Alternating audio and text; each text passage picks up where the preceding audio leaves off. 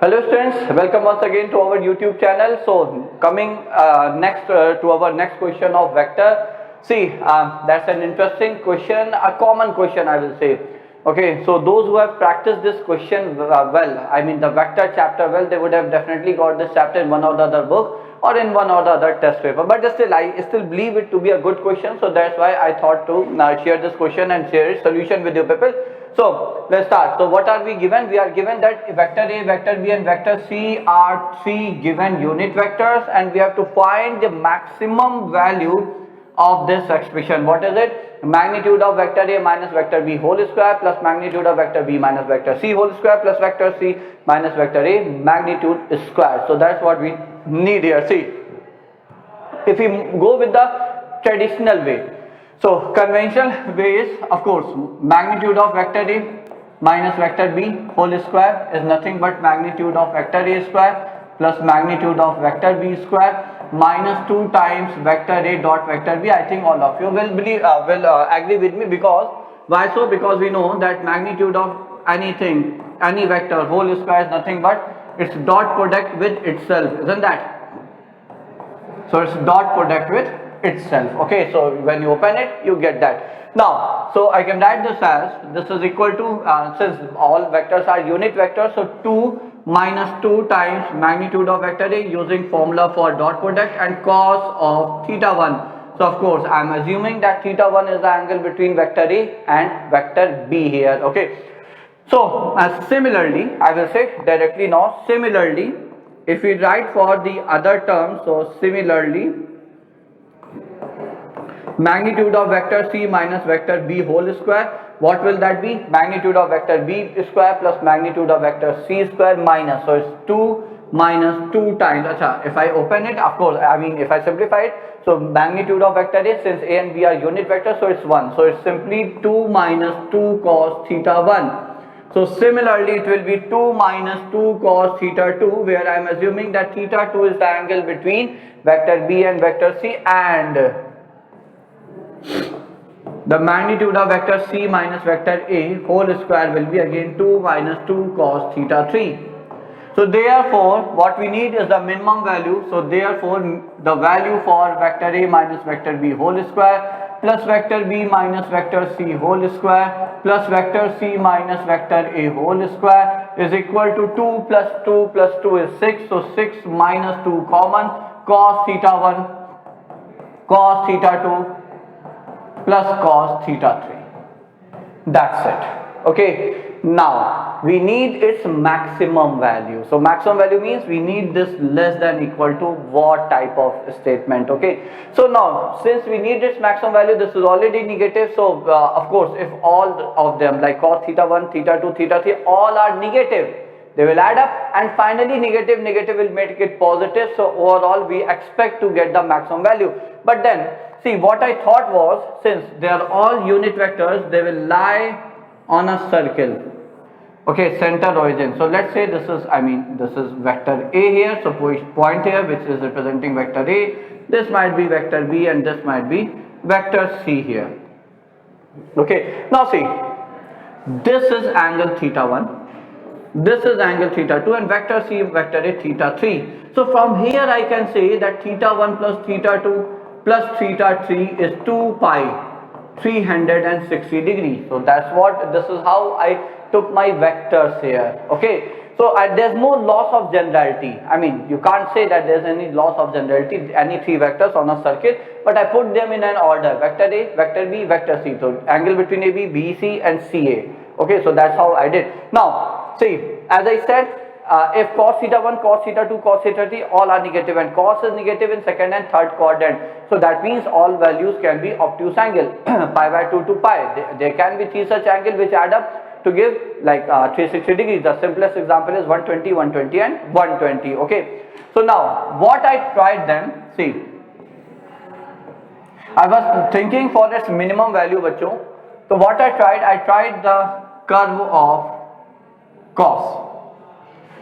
So from pi by 2 to 3 pi by 2, and of course as I said, if all three are negative, then we will get the like maximum value. Okay, so that means all three should lie between this range pi by 2 to 3 pi by 2 बच्चों. So now for here, if I assume my 3 points, 3 angles, let's say this is angle, this is A, this is B, and this is C, and I complete a triangle here.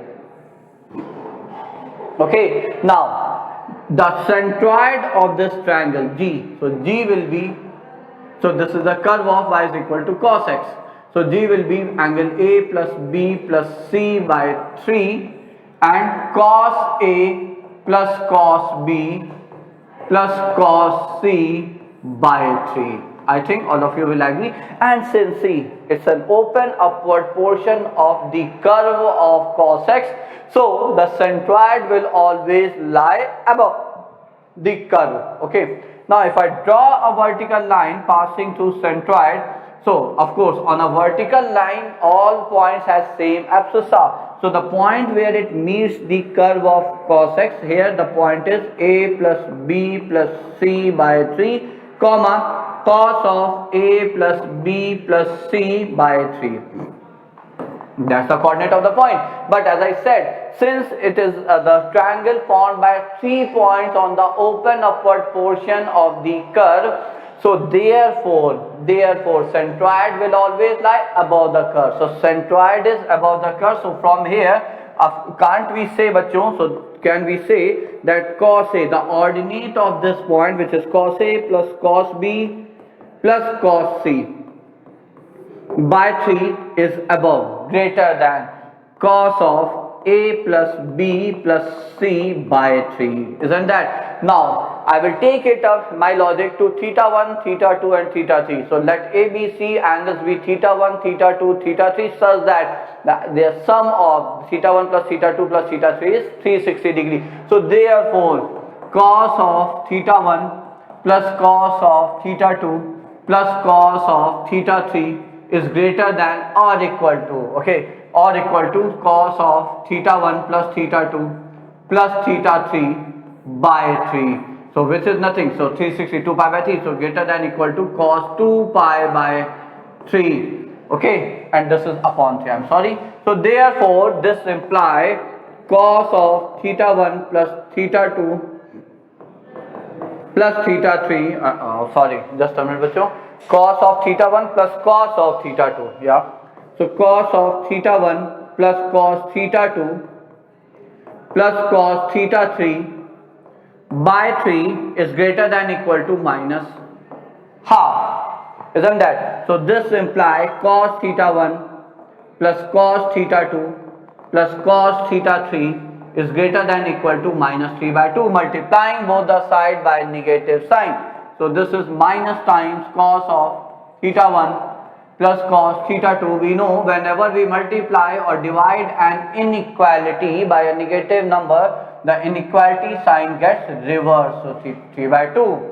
Okay, so put that value here. So this implies magnitude of A minus B whole square plus magnitude of B minus C whole square plus magnitude of C minus A whole square is equal to 2 minus 2 times cos theta 1, sorry, that was 6 here.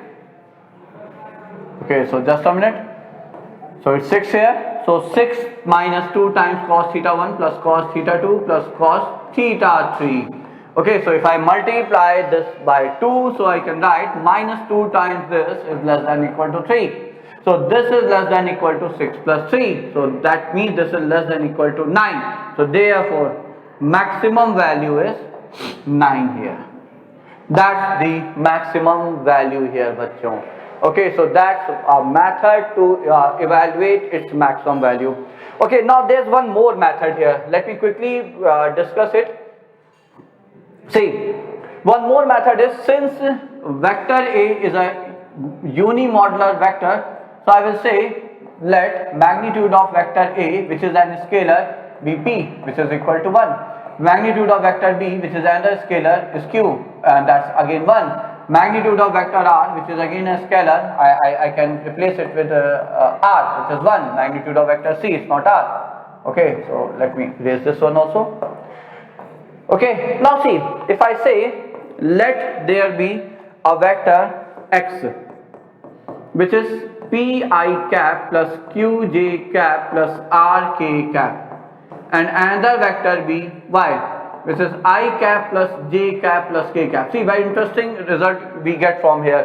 And what is it? If I cross multiply, I mean take the cross product of vector x and vector y, what do we get? We get as I cap, j cap, k cap, p, q, r, 1, 1, 1. When you open it, you get the terms which are similar to the magnitude term. So I cap q minus r plus j cap. So okay, j cap is r minus p plus k cap, and that is p minus q. Now if I talk about the magnitude of vector x cross vector y, cross product, so what will that be? So this is nothing but q minus r whole square. See, we got the similar, bachcho, r minus p whole square plus p minus q whole square. So it's square. That's it, and it's maximum value we need. Okay, and now we know that magnitude of vector x cross vector y is less than equal to square. If I take magnitude of x square into magnitude of vector y square, so magnitude of vector x square is p square plus q square plus r square, which is 3 into 1 plus 1 plus 1, which is again 3. So it's less than equal to 9. So from there we can say that q minus r whole square plus r minus p whole square plus p minus q whole square is less than equal to 9. So we can use we can try to use this thing also to evaluate the maximum value there. So that are two possible methods. Okay, actually when I solved it, when I thought so much, so then I solved it using this one. That was the method proposed by one of my students. Okay, so but I really like that approach. Okay, getting that q minus p and p minus r and r minus p using cross product, a great observation. Okay, so that's why I shared that method also with you people.